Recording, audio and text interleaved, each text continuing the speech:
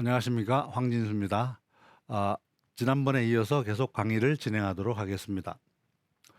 지난번에는 우리가 자기경영이 행복경영의 시작이다, 이렇게 제가 말씀을 드렸습니다. 자, 그러면 자기경영을 위해서 우리가 예전 동양 철학이나 인도 철학에서 보면 운명 결정에 대해서 왈가불가들 많이 하고 있습니다. 그 내용을 요약해 보면, 하나는 인중유가론과 하나는 인중무가론, 이렇게 두 군데로 나눠집니다. 인중유가론이라는 건 무슨 뜻일까요?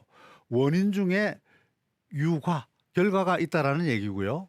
무가론은 원인 중에 결과가 없다라는 얘기가 되겠습니다. 자, 이 얘기는 무슨 얘기냐 그러면, 사람이 태어나서 어떤 일을 하면 그 사람의 운명은 이미 정해져 있다, 아니다, 사람이 살아가면서 자기의 과정과 노력을 통해서 바꿀 수 있다, 운명을. 이 두 가지 이 주장이 되겠습니다. 다시 얘기하면, 결과는 정해져 있다, 그 다음에 과정을 통해서 바꿀 수 있다, 이 두 가지 논리가 되겠죠. 우리가 인과응보라고 얘기하지 않습니까? 인과응보, 과 어떤 일을 하면 결과는 거기에 따라서 응해서 보답해 준다. 좋은 일을 하면 좋은 결과가 있고, 나쁜 일을 하면 나쁜 결과가 있다, 뭐 이런 얘기죠.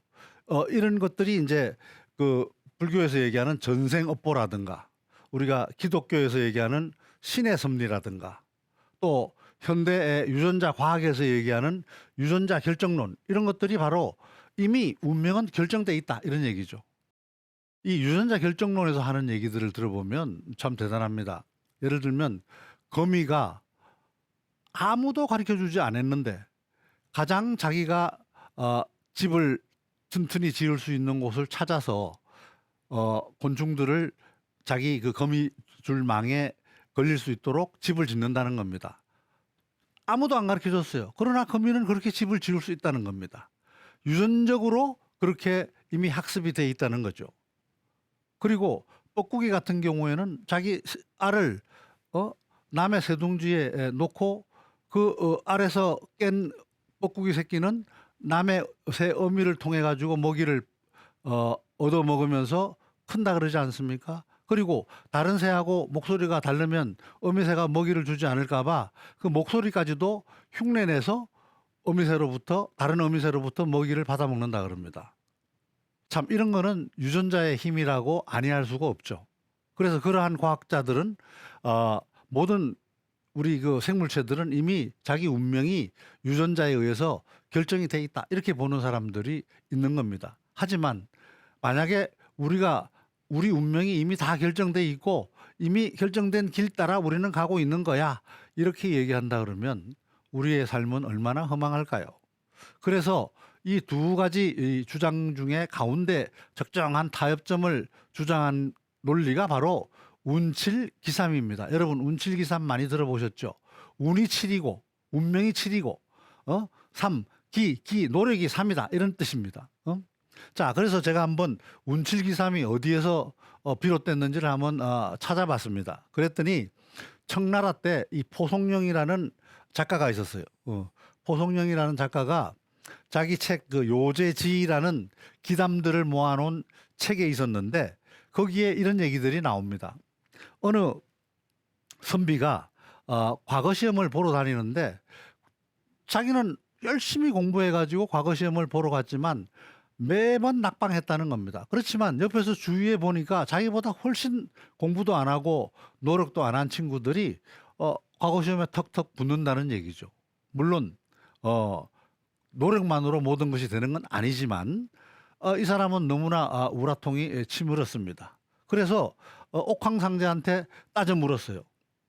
황제님, 도대체 왜 저는 이렇게 열심히 노력하는데도 과거 시험에 매번 떨어지고 저보다 못한 이들은 저렇게 과거 시험에 잘 붙습니까? 그랬더니 옥황상제가 정의의 신과 운명의 신을 불렀어요. 불러가지고 서로 대작을 시켰다 그럽니다. 대작이라는 건 이제 술을 마시게 했다는 얘기죠. 그래서 술을 마셔가지고 서로 취한 결과를 취해진 상태를 놓고 보니까 운명의 신은 7잔을 마신 데 비해서 정의의 신은 3잔밖에 마시지를 못했다는 얘기입니다. 그래서 옥황산제는 그것을 보고 이 낙방한 선비가 항의한 부분에 대해서 세상은 정의대로만 풀리는 것이 아니라 거기에는 반드시 불합리한 것이 있으며 그 불합리가 지배하는 세상 속에서도 3할 정도, 3할 정도라는 건 약 30%죠. 30% 정도는 역시 이치가 행해지고 있다. 다시 얘기하면 합리적인 정의가 존재하고 있다. 그러니 너무 낙담하지 말고 계속 노력할지어다. 이렇게 얘기했다는 얘기입니다. 바로 이러한 얘기로부터 운칠기삼이라는 얘기가 나왔죠. 운칠기삼이 있기에 우리는 우리의 운명을 개척하고자 하는 노력을 지속하고 있는 겁니다. 다시 얘기하면 꼭 운에 의해서뿐만이 아니고 운명에 정해진 것뿐만이 아니고 우리의 노력에 의해서도 우리의 운명을 바꿀 수 있다. 이런 얘기가 되겠습니다. 자, 우리가 대대로 고전들을 읽어보면 자기 운명을 바꾸는 데는 여러 가지 방법들이 있습니다만 대표적으로 한 5가지만 제가 여러분들에게 소개를 드리겠습니다. 첫 번째는 적선입니다. 적선이 뭔가요? 선함을 쌓는다는 얘기죠. 덕행을 한다는 얘기입니다. 우리가 그동안에 수백 년 동안 내려온 명문가의 집안을 분석해 보면 대부분 이러한 명문가의 집안에서는 덕행을 실천했다는 거죠. 적선을 했다는 얘기입니다. 선을 쌓아갔다는 얘기죠. 그 중에 대표적인 물론 뭐 이순신 장군 가게라든가 아니면 이태계 선생 가게라든가도 있지만 우리가 경주 채부잣집이 있어요. 경주 채부잣집은 최진립 장군이라고 16세기에 장군을 한 분이 계십니다. 이분은 아주 유명한 분이시죠. 최진립 장군이라고 임진왜란 때 의병장으로 활동하고 장군이 되셨고 그 다음에 병자호란 때 우리 그 청나라 태종이 우리나라에 쳐들어와서 우리 인조가 남한산성에서 나와서 3번 무릎 꿇고 9번 머리를 조아렸다는 치욕적인 그러한 장면도 여러분들 많이 아마 역사적으로 들어봤을 겁니다. 최진립 장군은 바로 그때 그 67세의 나이에 고령의 나이에도 불구하고 말을 몰아 청나라 군대하고 싸운 양반입니다. 그래서 앞장서 싸우다가 활을 맞아서 몸이 고슴도치처럼 되었다라는 기록이 있습니다. 그렇게 해서 이 최진립 장군이 공을 세운 덕택에 채부잣집은 나라로부터 토지를 부여받아서 거리로부터 계속 그 부를 이어오고 내려오고 있었는데 400년간이나 명맥을 유지할 수 있었다 그럽니다. 단순히 그냥 부만 있다고 400년이 이어진 것이 아니고 이 양반들의 원칙을 보면 자기네들은 만석 이상 재산은 모두 사회에 환원한다. 자기 집에 백리 밖에는 굶어 죽는 자가 없게 해야 된다. 그리고 지나가는 과객이 들렀을 때는 반드시 후하게 대접해야 된다. 그 다음에 흉년에는 땅을 더 이게 늘리지 않는다. 이런 원칙들, 아주 그 생활 원칙들이 선을 쌓아가는 덕행의 어떤 원칙들이죠.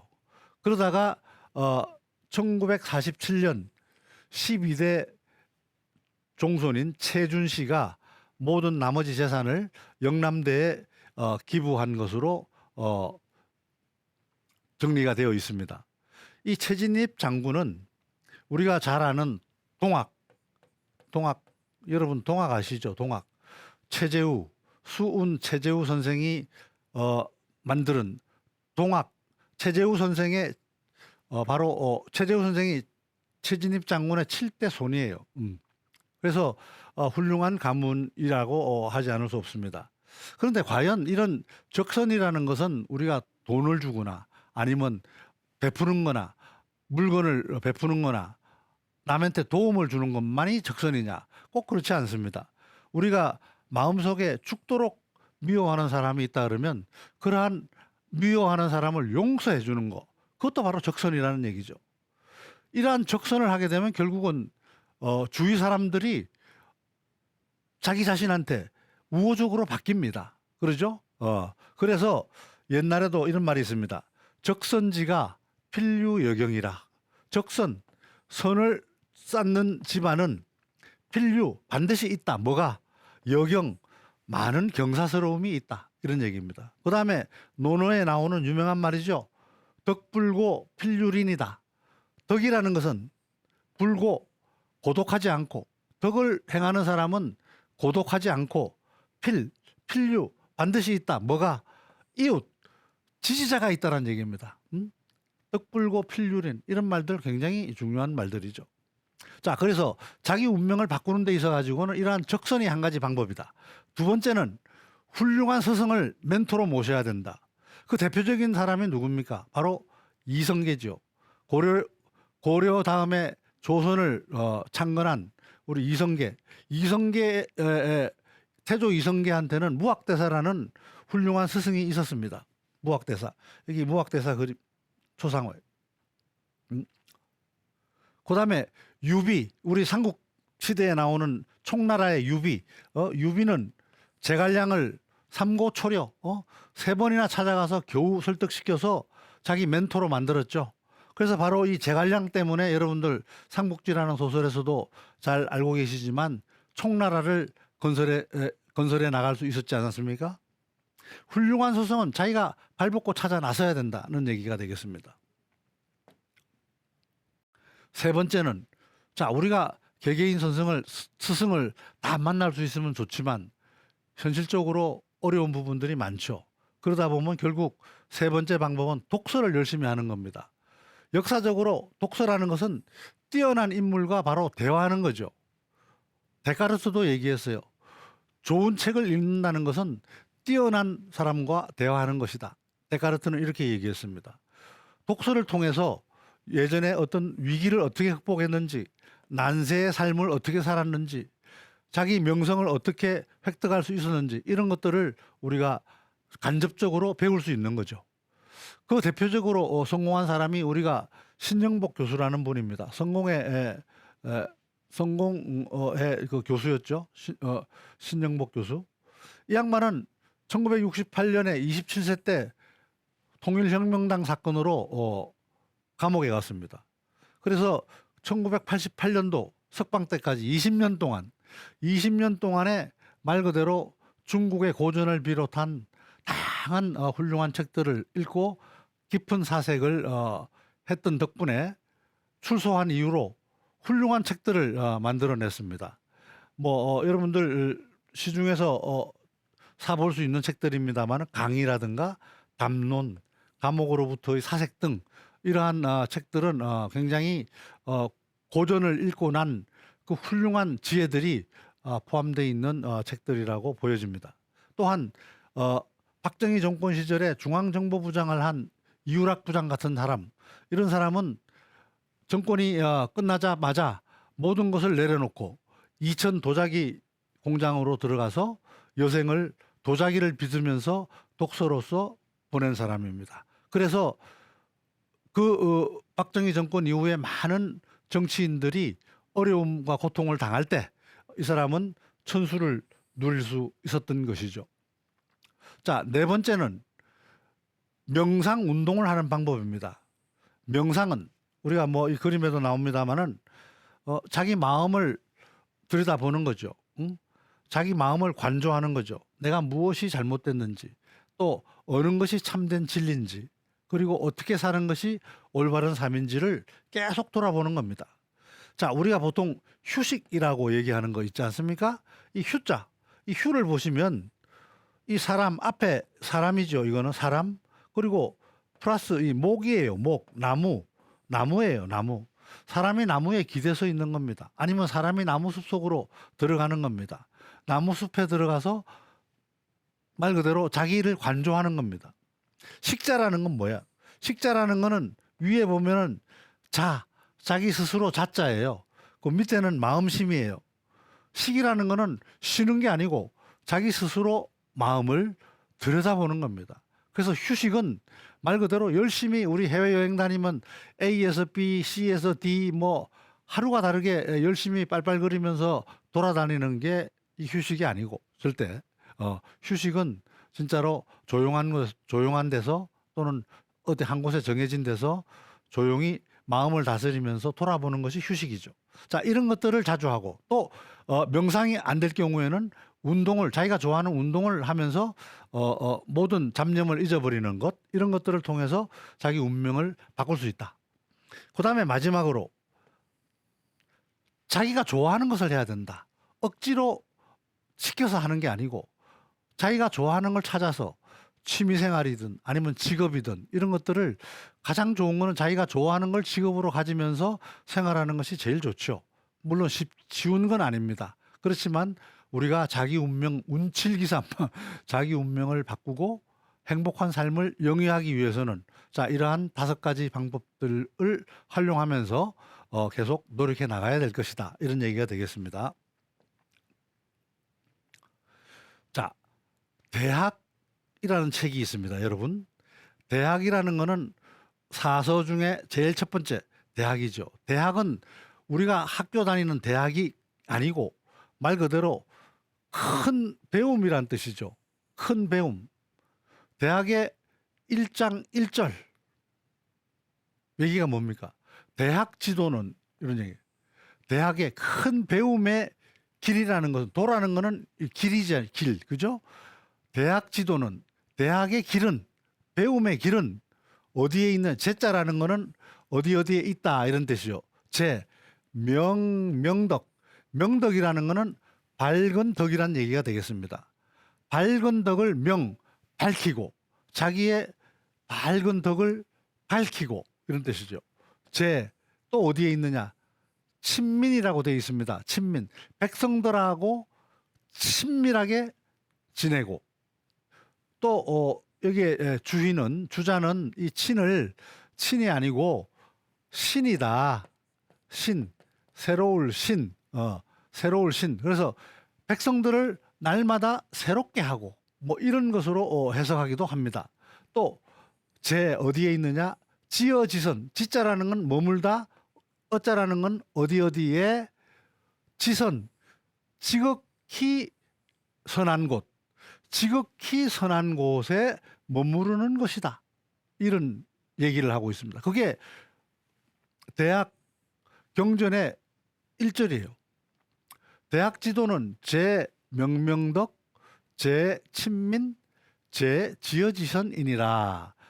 여기도 나왔지만 대학의 도는 밝은 덕을 밝히고 백성들을 새롭게 하고 지극한 선에 이르는 데 있다. 이게 바로 배움입니다. 왜 배워? 여러분들 학교에 가서 배우고 노력하고 공부하고 하는 게 왜 배워? 이 취직하기 위해서 배워요. 그게 본래는 아니다는 얘기죠. 본래 배우고자 하는 것은 큰 배움의 뜻은 길은 바로 자기의 덕을 어떻게 하면 밝힐 수 있고 그다음에 남과의 관계에서 어떻게 하면 친밀하게 할 수 있고 또는 남을 새롭게 변신시킬 수 있고 또 내가 하는 행동이 항상 최선의 상태에 머무를 수 있도록 할 것이냐를 배운다는 얘기죠. 그래서 그것을 삼강령이라고 얘기합니다. 명명덕, 친민, 지어지선. 이것을 대학의 삼강령이라고 얘기합니다. 강령이라는 건 무슨 뜻일까요? 강이라는 것은 별이 강이에요. 머리에 해당되는 가장 중요한 핵심적인 가르침이라는 뜻이죠. 그다음에 이러한 삼강령을 실현하기 위해서 8가지 조목 행하는 구체적인 방법을 만들어 놓은 것이 8조목입니다. 자, 8조목은 여러분들이 많이 들어봤을 거예요. 유학을 조금이라도 공부한 분들은 많이 들어보셨을 겁니다. 뭐냐? 경물이라는 건 뭡니까? 어떤 사물에 대해서 이 격자라는 거는 격파한다라는 격자가 아니고 거기에 나아간다. 사물에 대해서 사물의 진리에 대해서 나아간다 이런 뜻이 되겠습니다. 경물. 그래서 치지라는 거는 알물 이룬다 이런 뜻이에요. 우리가 어떤 사물을 궁구해서 연구해서 알물 이룬다. 이게 이제 두 번째 단계죠. 알물 이루면 그 다음에는 그 알물 바탕으로 해서 성의 진실된 뜻 이런 뜻이죠. 뜻을 아주 진실되게 한다. 내 마음속에서 내 의지를 진실되게 만든다. 그런 다음에 정심 마음을 올바르게 한다. 그러한 뜻을 바탕으로 마음을 올바르게 해서 그 다음에 어떻게 하는 거예요? 수신 내 몸과 마음을 수양을 한다는 얘기죠. 사적인 욕심을 없애고 올바른 정도로 나아갈 수 있도록 수신을 한다는 얘기죠. 그 다음에 어떻게 합니까? 내가 올바르게 한 다음에 제가 집을 가지런하게 한다. 이 뜻은 집안의 가족들 또는 친척들 간의 관계들을 온화하고 또 공손되고 예의에 바르게 이끌어갈 수 있도록 리드한다는 얘기가 되겠죠. 자, 집을 제가 한 다음에 그 다음에 어떻게 되는가요? 치국, 나라를 다스리는 거죠. 그 다음에 어떻게 합니까? 나라를 다스린 다음에 천하를 평화롭게 만든다. 안락하게 만든다. 이겁니다. 이것이 바로 대학의 도예요. 우리가 대학의 도라는 것은 바로 배움의 도라는 겁니다. 배움의 길. 왜 배워? 바로 이것 때문에 배우는 겁니다. 그래서 삼강령은 명명덕이요, 친민이요, 지어지선이고 그거를 실현하는 방법은 경물, 치지, 성의, 정심이고 수기, 수신, 제가, 치국, 평천하죠. 자, 이것이 바로 대학에서 얘기하는 바로 핵심적인 내용이 되겠습니다. 자, 여러분, 맹자는 공자가 얘기한 이러한 인을 바탕으로 해서 5가지 도리를 만들어냅니다. 자, 여러분 여기 해석은 안 돼 있습니다만 한번 볼까요? 무라는 거는 없다라는 뜻이죠. 우리가 무라는 걸 알죠? 측은지심, 남을 측은하게 여기는 마음이 없다면 비인야라, 사람이 아니다 이런 뜻이에요. 그 다음에 수오지심, 수오지심이라는 건 부끄럽게 느끼는, 수오라는 거는 부끄럽게 여기는 거예요. 자기가 올바르지 않음을 부끄럽게 여기는 거예요. 수오지심이 없다 그러면 비인야라, 사람이 아니다. 또 무사양지심, 사양하는 마음이 없으면 비인야라, 사람이 아니야. 또 시비지심, 옳고 그름을 따지는 마음이 없으면 비인야라, 또 사람이 아니야. 그래서 맹자는 이러한 측은지심, 남을 불쌍히 여기는 마음이 바로 인의 단야라, 실말이고, 수오지심, 부끄럽게 여기는 것이 바로 의로움, 떳떳함의 실말이고, 사양지심, 남 사양하는 이러한 마음이 바로 예의 실마리가 되고, 시비지심, 옳고 그름을 따지는 마음이 바로 지혜의 실마리가 된다. 사람은 인지, 사람은 유시사단냐, 이 4가지 실마리를 마음속에 가지고 있다. 마치 기유사체야라, 사람이 유사체, 팔다리를 가지고 있는 것처럼 이 사단을 가지고 있는 것이 바로 사람이다 이거예요. 자, 그래서 인의 예지를 맹자는 얘기를 했습니다. 거기에다가 한나라의 동중서는 믿음이라는 걸 더해서 5가지를 바로 유학에서 얘기하는 오상, 5가지의 떳떳한 도리라는 의미로 오상이라고 얘기합니다. 만들어냈죠. 자, 인이라는 거는 아까 얘기한 대로 남을 측은하게 여기는 마음이니까 우리가 화합의 정신이 되고요. 의라는 것은 떳떳함이니까 정직의 정신이 되고, 예라는 것은 공손함이니까 남을 존중하는 정신이 되고, 지라는 것은 바로 지혜니까 창의의 정신이 되고, 신이라는 것은 바로 신뢰의 정신이 되는 거죠. 자, 그래서 이러한 오상의 도리가 유학에서는 굉장히 중요한 핵심적인 정신이다. 이렇게 말씀드릴 수 있겠습니다. 자, 오늘 강의는 여기까지 진행하도록 하겠습니다. 감사합니다.